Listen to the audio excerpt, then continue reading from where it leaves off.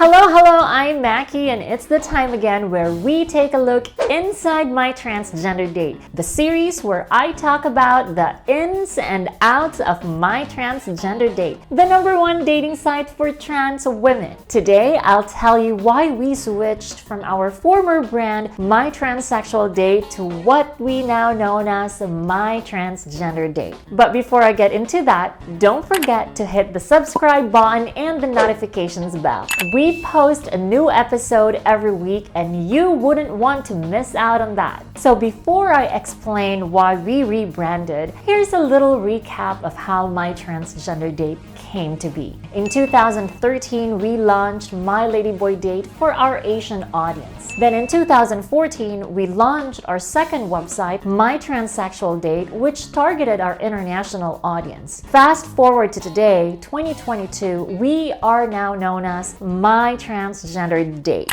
If you want to know more about the history of our website, you can click here or in the link in the description to view the full video. Despite having different names and URL, My Ladyboy Date and My Transsexual Date were only just one website. Back then, we even debated whether we should use transsexual or transgender in our name. At that time, we thought that transgender was too Western-centric and that transsexual was the more inclusive term worldwide, especially for places like Latin America. But things have changed. We see a lot more trans visibility in media, movies, and shows. We have celebrities like Caitlyn Jenner, Elliot Page, and Laverne Cox who are open about their trans identity. We have even seen the rise of gender theory, progressive ideologies, and political correctness. And just like that, in roughly less than 10 years, the term transsexual became out of fashion. Transgender is now more commonly used. Oh,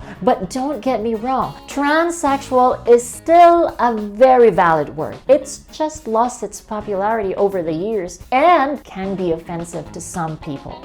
Here at My Transgender Date, we care about inclusivity and you are our top priority, so it made sense to rename our website accordingly. I'd like to know which term you personally prefer, transgender, transsexual, or even something else. Let me know in the comments below. Thank you for watching this week's episode of Inside My Transgender Date. If you want me to talk about topics that you think are interesting, do drop them down in the comments below. And don't forget to give me a thumbs up. See you in the next episode!